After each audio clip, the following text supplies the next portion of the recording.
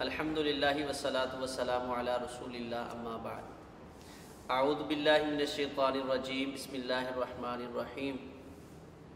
اللہ کی توفیق و رحمت سے ہم نے 18ویں پارے کو سماعت کیا ہے، جس کے اندر کل 202 آیات اور 17 رکوع ہے۔ اس کے اندر بنیادی طور پہ 3 صورتوں کا اجزاء کو اللہ تبارک و تعالیٰ نے جمع کیا ہے۔ نمبر 1 پہ سورۃ المؤمنون ہے، نمبر 2 پہ سورۃ نور ہے، اور نمبر 3 پہ سورۃ الفرقان کی ابتدائی چند آیات ہیں۔ سورۃ المؤمنون مکی سورت ہے۔ اس کے اندر اللہ تبارک و تعالیٰ نے مومنوں کا ذکر اور ان کی نشانیاں ذکر کی ہیں، جس بنیاد پہ اس سورت کا نام سورۃ المؤمنون ہے۔ تو شروع میں اللہ تبارک و تعالیٰ فرما رہے ہیں قد افلح المؤمنون، ایمان کی بنیاد پہ زندگی بسر کرنے والے کامیاب ہو گئے۔ دنیا آخرت کی کامیابی کن لوگوں کے نام ہیں ان کا ذکر کیا ہے۔ تو اللہ تبارک و تعالیٰ نے سب سے پہلے ایمان اس کو ترجیح دی ہے۔ نمبر 2 پہ خشوع اور خضوع کے ساتھ زندگی بسر کرنے والا، اور نبی علیہ الصلوۃ والسلام نے فرمایا ما من احد تواضع للہ الا رفعہ اللہ، بندہ جس قدر اپنے اندر عاجزی انکساری پیدا کرتا جاتا ہے، اللہ تعالیٰ اس کو اتنی ہی زیادہ عزتوں سے نوازتا جاتا ہے۔ اس کے ساتھ جو لغویات ہیں، کام ہے لغو یا گفتگو لغو ہے، اس سے اعراض کرتے ہیں، اور اللہ تبارک و تعالیٰ فرماتے ہیں وَإِذَا مَرُّوا بِاللَّغْوِ مَرُّوا كِرَامًا، جو اللہ کے بندے ہیں وہ لغویات سے اپنے دامن بچا کے گزر جاتے ہیں، وہ لغویات میں اپنے آپ کو مشغول نہیں کرتے۔ اسی طرح اللہ تبارک و تعالیٰ نے مومن اور کامیاب لوگوں کی جو صفات ذکر کی ہیں کہ وہ نماز پڑھتے ہیں، ادائیگی زکوٰۃ اس پہ کارآمد جو ہے زندگی وہ گزارتے ہیں۔ اسی طرح وہ اپنی شرمگاہ کی حفاظت کرتے ہیں، اپنے جو وعدے ہیں ان کو پورا کرتے ہیں، کسی سے عہد کر لیتے ہیں اس عہد کو وہ نبھاتے ہیں، اور فرمایا وہ انتہائی ایمانت دار لوگ ہیں۔ تو یہ 8 صفات ایسی ہیں جس کی بنیاد پہ اللہ تبارک و تعالیٰ نے مومنین کو کامیابی کا سرٹیفکیٹ عطا کیا ہے۔ اللہ تبارک و تعالیٰ ہمیں اپنے اندر یہ صفات پیدا کرنے کی توفیق عطا فرمائے۔ اس کے ساتھ ہی اللہ تبارک و تعالیٰ نے ان کی کامیابی کیا ہے، فرمایا اولئک هم الوارثون، یہ لوگ حقیقت میں اصل میں وارث بنیں گے۔ کس چیز کے؟ جو ہمارا اصلی گھر ہے جنت الفردوس، اللہ تبارک و تعالیٰ ان کو ان کا مالک بنا دے گا۔ اس کے ساتھ ہی اللہ تبارک و تعالیٰ نے انسان کی پیدائش کا بالتفصیل ذکر کیا ہے، اور اس وقت کہ جب یہ سائنسی ایجادات، یہ نت نئی تحقیقات ابھی ان کا کسی انسانی ذہن اور شعور میں دور دور تک نشان بھی نہیں تھا، اس وقت اللہ تبارک و تعالیٰ نے انسانی جو پیدائش کی کیفیت اور تغیر و تبدل ہے اس کو ذکر کیا ہے بالتفصیل۔ فرمایا ہم نے انسان کو کھنکھناتی مٹی کے ساتھ پیدا کیا ہے، اس کھنکھناتی مٹی کو پھر ہم نے پانی میں تبدیل کیا، اس پانی سے پھر اللہ تبارک و تعالیٰ نے ایک جمع ہوا خون بنایا، جمے ہوئے خون سے یہ آدمی ایک لوتھڑا بنا، یعنی خون اور گوشت کا مجموعہ، اور اس کے ساتھ ہی اللہ تبارک و تعالیٰ نے اس خون کو اور اس لوتھڑے کو اللہ تبارک و تعالیٰ نے ہڈیاں بنا دیا، اور فرمایا فَكَسَوْنَا الْعِظَامَ لَحْمًا، پھر ان ہڈیوں کے اوپر اللہ تبارک و تعالیٰ نے گوشت کو چڑھا دیا۔ تو پھر فرمایا ہم نے اس انسان کو تخلیق کیا، فَتَبَارَكَ اللَّهُ أَحْسَنُ الْخَالِقِينَ، اللہ تبارک و تعالیٰ انتہائی بابرکت ذات ہے جس نے اس قدر احسن انداز میں اس انسان کو تخلیق کیا ہے۔ اور کس طرح؟ هُوَ الَّذِي يُصَوِّرُكُمْ فِي الْأَرْحَامِ كَيْفَ يَشَاءُ، اس اللہ نے تمہاری تصویریں بنائی ہیں جس طرح چاہا تمہارے ماؤں کے پیٹوں کے اندر بنا دی۔ تو کتنے انسان اس دنیا میں موجود ہیں، کتنے لوگ اس دنیا میں موجود ہیں، لیکن کسی کے ساتھ شباہت تو مل سکتی ہے، کسی کے ساتھ وضاحت تو مل سکتی ہے، لیکن ایک شخص بعین ہی دوسرا بن جائے یہ نہیں ہو سکتا۔ یہ ان گنت جو لوگ ہیں اس دنیا میں آئے گزر گئے آنے والے، ان میں سے کوئی ایسا ہو کہ یہ جی بالکل پہلے کی طرح متشابہ ہو جائے، ایسے نہیں ہو سکتا۔ اللہ تبارک و تعالیٰ نے کچھ نہ کچھ اس میں فرق ضرور رکھا ہے۔ تو فرمایا فَتَبَارَكَ اللَّهُ أَحْسَنُ الْخَالِقِينَ، اللہ تبارک و تعالیٰ کیا ہی بابرکت ذات ہے جس نے اس اچھے انداز میں لوگوں کو تخلیق کیا ہے۔ اس کے ساتھ ہی اللہ تبارک و تعالیٰ نے انسان کی جو ضروریات زندگی ہیں اس کو ذکر کیا ہے۔ فرمایا ہم نے آسمانوں سے پانی کو نازل کیا، پھر اس کو زمین کے اوپر ٹھہرایا، پھر اس سے ہم نے زمین کے اندر جو ہے زرخیزی پیدا کی، اور اس زرخیزی سے پھر باغات، کھجوروں کے، اناروں کے، دیگر جو ہے پھلوں کے، سبزیاں جو ہیں، ترکاریاں جو ہیں، ان کو اگا دیا۔ اور پھر فرمایا ہم نے انسان کے لیے جانور جو ہیں ان کو پیدا کیا، وہ ان کھیتیوں سے چرتے ہیں، اور ان کے لیے پھر اس سے سواری کا انتظام کیا، انسان کے لیے دودھ کا انتظام کیا، اور اس کے ساتھ انسان کے کھانے پینے کا یعنی گوشت کا ان جانوروں سے انتظام کیا۔ تو یہ ساری ضروریات زندگی تھی۔ جس طرح زندگی سے پہلے ہم نے اس کو بڑے احسن انداز میں رکھا ہے، اسی طرح انسان کو زندگی دے کر پھر بھی احسن انداز میں اس کو زندگی بسر کرنے دی ہے۔ لیکن اس کے ساتھ ساتھ ہم نے اس امر کو محسوس کیا ہے کہ انسان جس طرح کھانے پینے کے لیے محتاج تھا، اسی طرح یہ انسان اس چیز میں محتاج ہے کہ اس کی رہنمائی، اس کی ہدایت یعنی جو روح کی غذا ہے اس کا بھی انتظام کیا جائے۔ تو اس کے لیے پھر اللہ تبارک و تعالیٰ نے اپنے انبیاء کا ذکر کیا ہے۔ سب سے پہلے حضرت نوح علیہ السلام جن کو آدم ثانی کہا جاتا ہے، ان کا ذکر کیا ہے، اور اس کے ساتھ ہی اللہ تبارک و تعالیٰ نے حضرت نوح علیہ السلام کے ساتھ ہی جو ہے حضرت موسیٰ علیہ السلام کا ذکر کیا ہے، ہارون علیہ السلام کا اس کے اندر ذکر کیا ہے، اور اللہ تبارک و تعالیٰ نے یہ چیز ذکر کی ہے کہ یہ سارے انبیاء جس طرح ہم نے دنیا کے اندر انسان کو بھیج کر اس کی جسمانی غذا کا انتظام کیا تھا، اسی طرح ہم نے اس کی روحانی غذا کے لیے ان سارے انبیاء کو بھیجا ہے، اور ہر نبی نے اپنے اپنے دور میں آ کر جو ہے اپنی اپنی قوم کو بڑے احسن انداز میں دعوت دی، اور فرمایا یہ سارے کے سارے نبی ایک ہی دعوت لے کر آئے تھے۔ اور رسول اللہ صلی اللہ علیہ وسلم نے فرمایا جو انبیاء ہے یہ آپس میں اللاتی بائی ہیں، کہ ان کی جو اصول ہے، دعوت ہے، وہ ایک ہی ہے۔ آگے فروعات یعنی انسانی ضروریات کے مطابق کون سے مسائل ان کو چاہیے تھے، ان کے اندر کچھ اختلاف ہے، باقی بنیاد اور عقیدہ وہ ایک ہی لے کر آئے تھے۔ فَاعْلَمْ أَنَّهُ لَا إِلَٰهَ إِلَّا اللَّهُ، کہ اللہ کا تعارف ہو جائے، انسان اور جو اس کا خالق ہے اس کے درمیان تعلق اور رابطہ کیا ہے، اس کا انسان کو اچھی طرح علم ہو جائے، انسان اپنے رب کے ساتھ اچھے انداز میں تعارف حاصل کر لے۔ تو اس لیے انبیاء نے آ کے اپنے اپنے دور میں دعوت دی ہے۔ اس کے ساتھ ہی اللہ تبارک و تعالیٰ نے سارے انبیاء کو، رسولوں کو مخاطب کیا، یا ایھا الرسول، اے میرے پیارے نبیو، کلوا من طیبات، پاک چیزوں سے تم نے کھانا ہے، واعملوا صالحا، اور نیک اچھے کام جو ہے وہی کرتے رہنا ہے۔ تو پاک کھانے کی، عمدہ کھانے کی پیچھے بھی ہم نے چیزیں ذکر کی ہیں۔ خصوصی طور پہ اللہ نے اپنے نبیوں کو اس چیز کا حکم دیا ہے، کیونکہ جس جسم کے اندر حرام جاتا ہے، کیونکہ اللہ تبارک و تعالیٰ نے شروع میں حلال چیزوں کا اور انسان کی غذا کا جو بندوبست اتنا صاف ستھرا کیا ہے، تو اللہ تبارک و تعالیٰ فرماتے ہیں کہ اب تم اپنی جو ہے کردار اور کرتوت کی وجہ سے اس کو حرام کر کے نہ کھا لیں، تو جو جائز ذرائع ہیں انہی سے حاصل کر کے ان حلال چیزوں کو کھاتے رہنا۔ تو اس کے لیے اللہ تبارک و تعالیٰ نے ڈائریکٹ انبیاء کو مخاطب کر کے مجھے اور آپ کو تنبیہ کی ہے کہ جب اعلیٰ صفات کی مالک جو ذاتیں ہیں یعنی انبیاء کی ذاتیں، ان کو عمدہ، پاک اور حلال کھانے کی تلقین ہے، تو مجھے اور آپ کو بالاولیٰ ان چیزوں کا حکم موجود ہے۔ اس کے بعد اللہ تبارک و تعالیٰ نے انبیاء کی جو دعوت کا انداز ہے وہ ذکر کیا ہے۔ فرمایا ادفع باللتی ہی احسن، جب بھی آپ نے کسی برائی کو دور کرنا ہے اس ذریعے کے ساتھ کرنا ہے جو سب سے بہترین ہو، آپ کی کلام اچھی ہو، گفتگو کا انداز بہترین ہو، جیسا کہ اللہ تبارک و تعالیٰ نے موسیٰ اور ہارون علیہ السلام کو جب فرعون کی طرف بھیجا ہے تو فرمایا فَقُولَا لَهُ قَوْلًا لَّيِّنًا، اس سے جا کے بات کرنی ہے تو نرم لہجے میں، اچھے انداز میں گفتگو کرنی ہے۔ تو بات کتنی ہی اچھی کیوں نہ ہو، لہجہ غلط ہو جائے تو اس بات کا جو اثر ہے وہ ختم ہو جاتا ہے۔ تو دوسری بات، جب بھی آپ نے معاشرے میں کوئی برائی ختم کرنی ہے اس کے مقابلے میں آپ ساتھ ہی اچھائی کو ذکر کریں، کیونکہ یہ دنیا متضادات کا مجموعہ ہے۔ اگر آپ صرف برائی کا رد کرتے جائیں گے تو لوگ آپ کو متشدد کہیں گے، لوگ آپ کو جو ہے وہ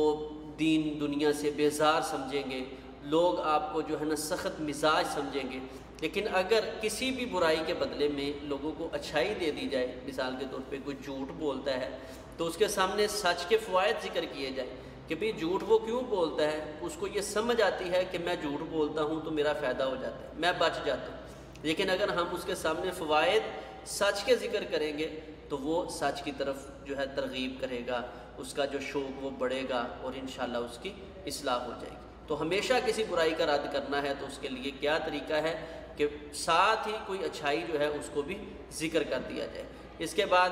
اللہ تبارک و تعالیٰ نے یہ بھی حکم فرمایا کہ آپ اپنے رب کے ساتھ اس چیز کی پناہ لیتے رہیں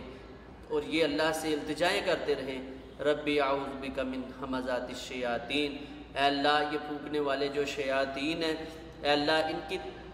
جو شر ہے ان سے بچنے کے لیے میں تیری پناہ پکڑتا ہوں، اور اے اللہ جتنے بھی یہ شیاطین ہیں جس وقت یہ حاضر ہوتے ہیں میں ان سب کے رب کی پناہ میں آتا ہوں کہ یہ ان شیاطین کے شر سے بچا لیا جائے۔ تو جن لوگوں نے دین کا کام کرنا ہے، دعوت ہے، ہر امتی اس کے ذمے ہے، تو یہ اللہ تعالیٰ کی پناہ پکڑتا رہے شیاطین سے، اللہ کی پناہ میں اپنے آپ کو دیتا رہے تاکہ شیاطین کے داؤ سے بچا جا سکے۔ اس کے بعد دوسری سورۃ النور ہے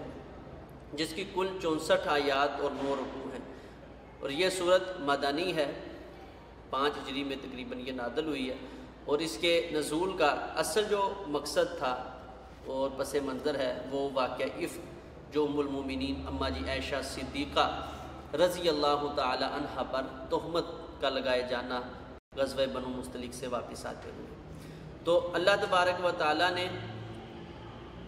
جس جگہ امہات المومنین کی پاک دامنی اور خصوصاً ام المومنین اماں جی عائشہ صدیقہ رضی اللہ تعالی عنہ کی پاک دامنی کو ذکر کیا ہے، وہاں اللہ تبارک و تعالیٰ نے اس معاملے کی جو برائی تھی اس کو بھی ذکر کیا ہے کہ کسی کی عزت کو اچھالنا، کسی پہ تہمت لگانا، ایسے معاملات اللہ کے ہاں کتنے کبیح ہیں۔ اور باقی رہی زنا کی بات یا بے حیائی کی بات، یہ اللہ کے ہاں کس قدر کبیح ہے، اس کو بھی اللہ تبارک و تعالیٰ نے ساتھ ہی صورت میں ذکر کیا ہے۔ تو شروع میں ہی اللہ تبارک و تعالیٰ نے یہ حکم دیا ہے کہ زانی مرد ہو یا زانی عورت ہو اس کو 100 کوڑے جو ہیں وہ لگائے جائیں گے۔ تو کوئی بھی غیر شادی شدہ جو مرد اور عورت ہے اگر وہ زنا کر لیں تو ان کو 100 کوڑے اور 1 سال کی جلاوطنی یعنی علاقے سے دور بھیج دیا جائے گا۔ اسی طرح اگر شادی شدہ ہے تو اس کو پھر رجم کیا جائے گا جو شریعت اسلامیہ نے اس کی سزا مقرر کی ہے۔ اس کے بعد اللہ تبارک و تعالیٰ نے زنا کی جو اصل ہے اس کو ذکر کیا ہے، فرمایا کہ زانی مرد جو ہے وہ صرف زانی عورت کے ساتھ شادی کر سکتا ہے، اور زانی عورت جو ہے وہ زانی مرد کے ساتھ شادی کر سکتی ہے، یا مشرک مرد اور عورت کے ساتھ ان کی شادی کی جائے۔ یعنی کہ مومن جو ہے وہ اپنے لیے زانی مرد و عورت کا انتخاب نہیں کرتا۔ تو جب آپ کسی کے ساتھ بدکاری کرتے ہیں، جو برائی کرتے ہیں، تو آپ یہ سمجھیں کہ اگر یہی عورت آپ کے عقد میں آنا ہوتی اور اس کے ساتھ کسی اور نے برائی کی ہوتی تو آپ اس کو پسند نہیں کرتے،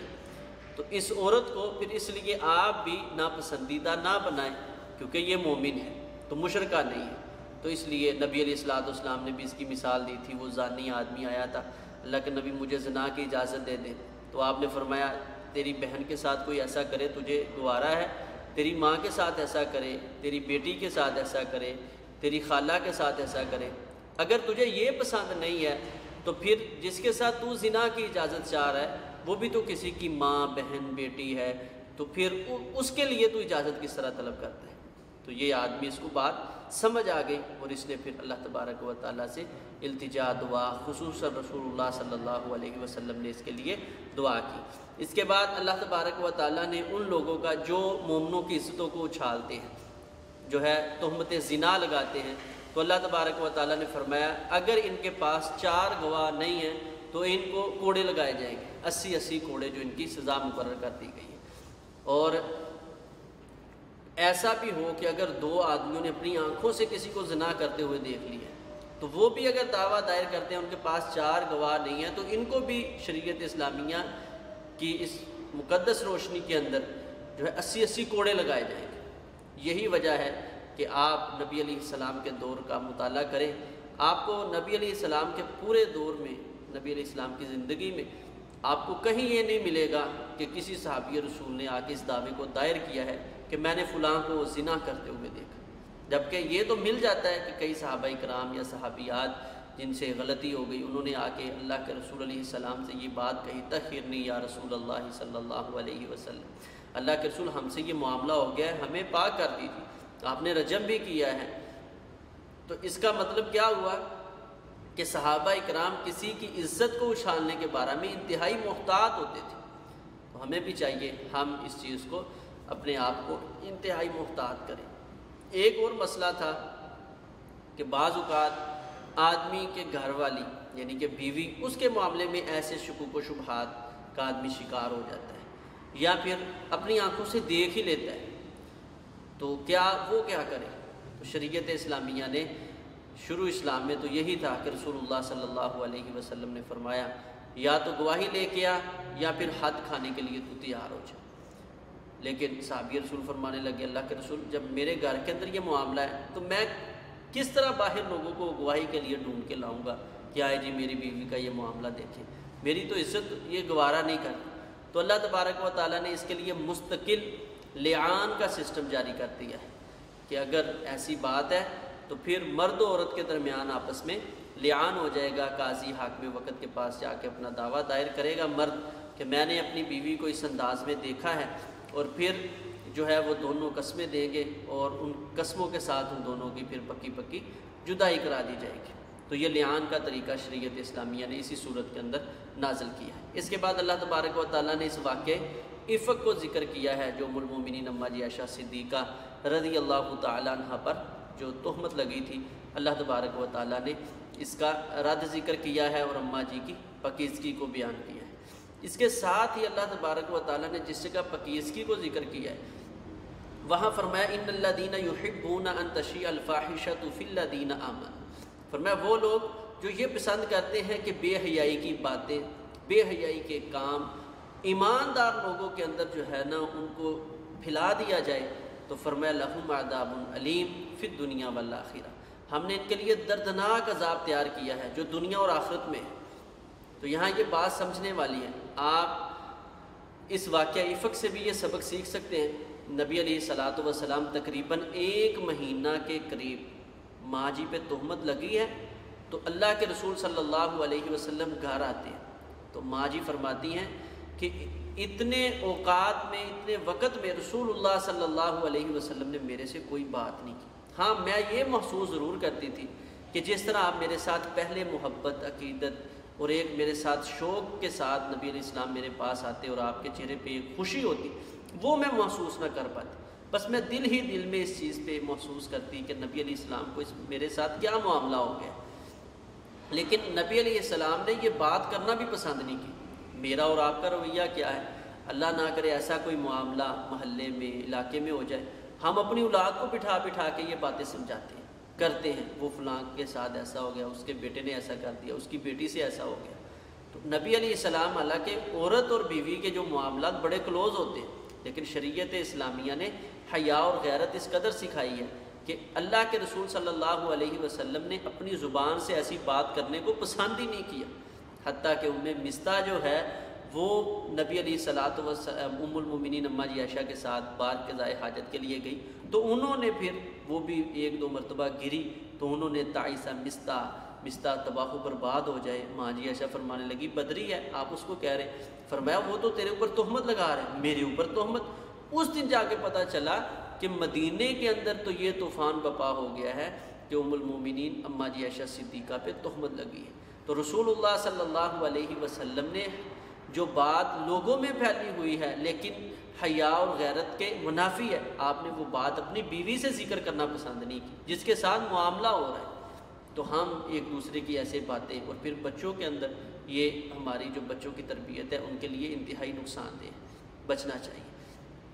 تو شریعت اسلامیہ ہمیں یہ کہتی ہے جو لوگ یہ پسند کرتے ہیں، اسی طرح جس طرح بات کرنا پسند نہیں ہے، اسی طرح ایسے کام جو انسان کو بے حیائی کی طرف لے کے جاتے ہیں، انسان کی غیرت کا جنازہ نکال دیتے ہیں، ان چیزوں سے بچنا چاہیے۔ فرمایا جو لوگ یہ پسند کرتے ہیں کہ مومنوں کے اندر بے حیائی کو پھیلا دیا جائے، ہم نے دنیا اور آخرت میں ان کے لیے دردناک عذاب تیار کر رکھا ہے۔ اس کے ساتھ ہی اللہ تبارک و تعالیٰ نے اس صورت کے اندر جو اہم ترین ایک واقعہ تھا، واقعہ افق کے بعد رسول اللہ صلی اللہ علیہ وسلم کے پیارے صحابی حضرت ابوبکر صدیق رضی اللہ تعالیٰ عنہ، حضرت ابوبکر صدیق رضی اللہ تعالیٰ عنہ اس وقت اپنے یا تو وہ خالہ زاد بھائی تھے یا نبی حضرت ابوبکر صدیق کے وہ بھانجے یعنی مصطح بن اساسہ رضی اللہ تعالیٰ عنہ، ان پہ خرچ کیا کرتے تھے، یہ بڑے غریب کمزور تھے۔ تو حضرت ابوبکر صدیق رضی اللہ تعالیٰ عنہ کو جب یہ بات محسوس ہوئی کہ میری بیٹی پہ تہمت لگانے والوں میں کچھ صحابہ بھی شریک ہو گئے تھے غلط فہمی کے ساتھ، تو یہ مصطح بھی شریک ہو گیا، تو وہ فرمانے لگے کہ مصطح جو ہے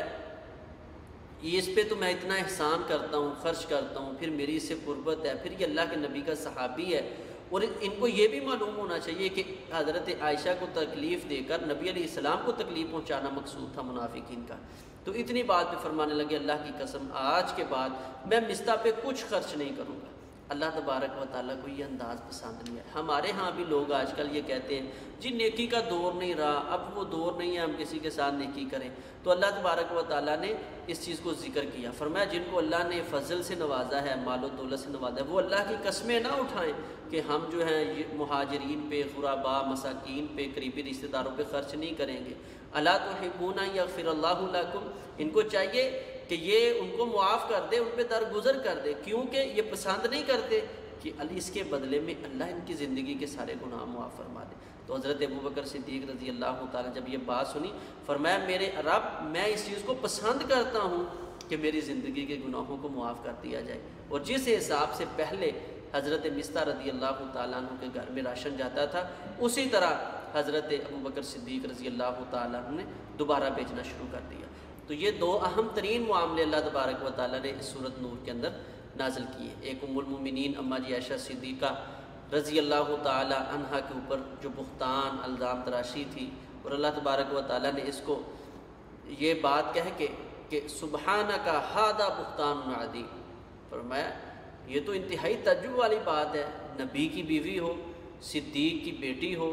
اور اللہ تبارک و تعالیٰ نے جس کا خود انتخاب کیا ہے۔ جبرائیل علیہ السلام بار بار تصویر لے کے جو ہے نبی علیہ السلام کے پاس آتے، اللہ کا انتخاب ہو اور اس کا کردار اچھا نہ ہو، سبحانک، انتہائی تعجب کی بات ہے۔ ھذا بہتان عظیم، یہ بہت بڑا بہتان ہے، اتنی تعجب کی بات ہے کہ اللہ کے نبی کی بیوی اور انتخاب اللہ نے کیا ہو اور وہ جو ہے اس کا کردار درست نہ ہو۔ تو جس طرح ابوبکر صدیق رضی اللہ تعالیٰ عنہ کی اصلاح اللہ تبارک و تعالیٰ نے کی ہے، اسی طرح سارے صحابہ کی اور قیامت تک آنے والے لوگوں کی یہ اصلاح کی ہے کہ جس کا تعلق رسول اللہ صلی اللہ علیہ وسلم کے ساتھ ہو جائے اس کے بارے میں زبان درازی کرتے وقت سوچنا چاہیے، اور پھر وہ جو مومنوں کی ہے ہی ماں، اپنی ماں کے بارے میں تو گفتگو کرتے ہوئے آدمی کو سوچنا چاہیے۔ اور یہی وجہ ہے کہ ام المومنین اماں جی عائشہ صدیقہ رضی اللہ تعالیٰ عنہ جب اس مسئلہ میں پریشان تھی تو ایک ہی بات کہتی تھی کہ یہ جو میرا معاملہ ہے میں وہی کچھ کہتی ہوں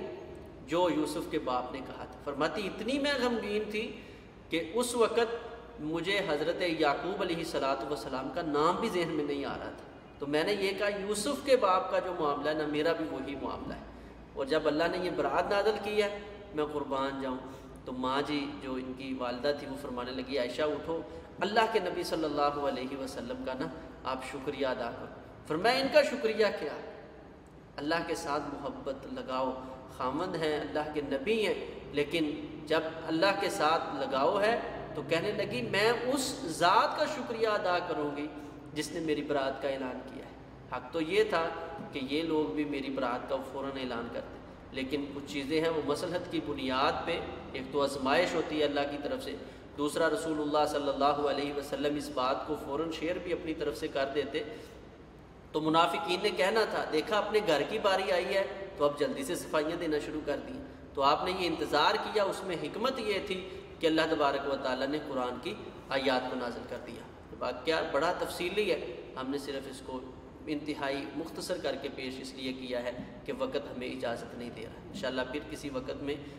واقعہ افک اور اس سے امت کے لیے اللہ تبارک و تعالیٰ نے جو سینکڑوں اسباق رکھے ہیں وہ کون کون سے انشاءاللہ الگ سے ہم اس کو ذکر کریں گے۔ اس کے بعد اللہ تبارک و تعالیٰ نے گھروں میں داخل ہونے کے جو احکامات ذکر کرے ہیں۔ کسی بھی گھر میں بغیر اجازت کے داخل نہیں ہونا، اور اجازت کس طرح لینی ہے کہ آپ نے دروازے پہ دستک دے کے السلام علیکم ورحمۃ اللہ کو ذکر کرنا ہے، اور اس کے ساتھ اللہ تبارک و تعالیٰ نے ان سے مانوسیت یعنی کہ وہ آپ کی سلام کا جواب دیں اور وہ آپ کو اجازت دیں تو پھر آپ نے گھر کے اندر داخل ہونا ہے۔ رسول اللہ صلی اللہ علیہ وسلم نے اس اجازت کو 3 دفعہ پہ مقرر کیا ہے، یعنی 3 دفعہ دروازے پہ دستک دی جائے السلام علیکم ورحمۃ اللہ، پھر دستک دی جائے السلام علیکم ورحمۃ اللہ، اور اس کے ساتھ ساتھ دروازہ اگر وہ اندر سے جو سن رہا ہے کھٹکھٹا اور وہ پوچھے کہ کون ہے تو اس کے جواب میں یہ نہیں کہنا میں ہوں، بلکہ اس وقت اپنے نام کو ذکر کرنا ہے، میں فلاں شخص، فلاں آدمی، فلاں تعارف، فلاں تعلق سے آپ کو ملنے کے لیے آیا ہوں۔ اور پھر اگر جس کو آپ ملنے کے لیے گئے ہیں وہ گھر نہیں ہے تو بغیر جو ہے پریشان ہوئے، بغیر اپنے ماتھے پہ کوئی تیور اور بال چڑھائے آپ نے واپس آ جانا ہے۔ تو یہ اللہ تبارک و تعالیٰ نے احکامات صادر کیے۔ اس کے ساتھ ہی پھر نظروں کی حفاظت کا حکم کیا ہے، مرد عورت ہو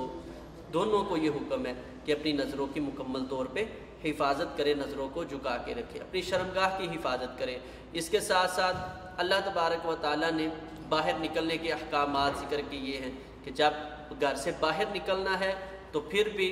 انتہائی ادب و احترام اور حیا کے ساتھ، خوشبو نہیں لگانی، ایسا جو لباس نہیں پہننا جو اس قدر چست ہو، تنگ ہو، جس کے ساتھ جسم کی اعضاء نظر آ رہے ہوں، اور اسی طرح کوئی بڑی ایڑی والی جوتی نہیں پہن کے نکلنا جس کے ساتھ پاؤں جو ہے زمین پہ لگے اور اس کے ساتھ جو معاملہ جو ہے بگڑ جائے۔ تو شریعت اسلامیہ نے ہمیں اس چیز کی جو ہے رہنمائی کی ہے۔ اس کے بعد اللہ تبارک و تعالیٰ نے اس میں اپنے نبی کا ادب ذکر کیا ہے کہ ادب کیا ہے کہ میرے نبی کی بات کو عام لوگوں کی طرح نہ لو۔ اس آیت کے 2 مطلب ہیں کہ اللہ کے رسول صلی اللہ علیہ وسلم کی بات کو یعنی آپ کے بلانے کو عام لوگوں کی طرح نہ بلاؤ، جس طرح ہم آپس میں دوستوں یار بیلی کو بلاتے ہیں، اس طرح اللہ کے رسول صلی اللہ علیہ وسلم کو آوازیں دے دے کر نہیں بلانا، بلکہ آپ کی مجلس میں جا کے ادب کے ساتھ یا نبی اللہ، یا رسول اللہ، یا حبیب اللہ، ایسے الفاظ کے ساتھ آپ کو مخاطب کرنا ہے۔ تو جیسے دور سے ایک دوسرے کو بلا لیتے ہیں اس طرح کسی کو نہیں بلانا۔ اسی طرح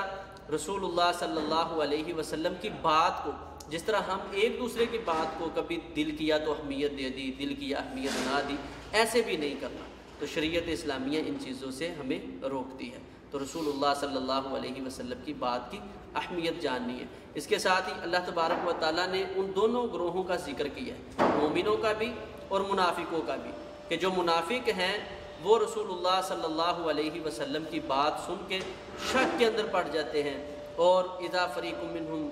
کہ ان میں سے ایک جو فریق ہوتا ہے معرضون، وہ اعراض کرنے والا ہوتا ہے، اللہ کے رسول کی بات سے منہ موڑ لیتا ہے، اور ایک فریق جو مومنوں کا ہے انما کان قول المؤمنین اذا دعوا الی اللہ ورسولہ لیحکم بینہم ان یقولوا سمعنا واطعنا، کہ جو مومنوں کے مومن ہوتا ہے وہ رسول اللہ صلی اللہ علیہ وسلم کی بات کو اس طرح لیتا ہے کہ جب بھی اللہ اور اس کے رسول کی طرف بلایا جاتا ہے تو وہ سنتے ہی کہتا ہے سمعنا واطعنا، میرا کام ہی کیا ہے کہ میں نے اس بات کو سن لیا ہے، فوراً اس کو میں نے تسلیم کر لیا، کیونکہ میں مومن ہوں، میں مسلمان ہوں۔ تو یہ مومن کا انداز ہے، طرز زندگی ہے، اللہ تبارک و تعالیٰ نے یہ ذکر کیا۔ اس کے بعد سورۃ الفرقان، فرقان کا معنی ہے حق اور باطل میں فرق کرنے والی۔ تو اس کی ابتدائی آیات اس پارے کے آخر میں موجود ہیں۔ اللہ تبارک و تعالیٰ نے اس سورت کے اندر جو مشرکین مکہ کے نظریات ہیں ان کا رد کیا ہے کہ اللہ کی توحید کا انکار، انبیاء کا انکار، اور اسی طرح بعث بعد الممات کا انکار، اور اللہ تبارک و تعالیٰ نے عقلی اور نقلی دلائل کے ساتھ اس صورت کے اندر جو ہے ان کو سمجھایا ہے، ان تینوں چیزوں کے جو ان کے نظریات تھے ان کا رد کیا ہے۔ اور اس کے ساتھ ہی اللہ تبارک و تعالیٰ نے مومنین کی صفات ذکر کی ہیں، اپنے پیارے بندوں کا ذکر کیا ہے، اور ان کی جو اعلیٰ ترین صفات ہیں وہ اس صورت کے اندر اللہ تبارک و تعالیٰ نے ذکر کی ہیں، جس کا تعلق انشاءاللہ اگلے پارے کے ساتھ ہے۔ اس پارہ میں ہم تفصیل کے ساتھ سورۃ الفرقان کے اندر بیان ہونے والے یہ جو اللہ تبارک و تعالیٰ کی طرف سے مشرکین مکہ کے نظریات اور ان کا رد ہے انشاءاللہ بھی تفصیل ذکر کریں گے۔ اللہ تبارک و تعالیٰ ہمیں سنت کے مطابق اپنی زندگی بسر کرنے کی توفیق عطا فرمائے۔ اقول قولی ھذا استغفر اللہ لی ولکم ولسائر المسلمین۔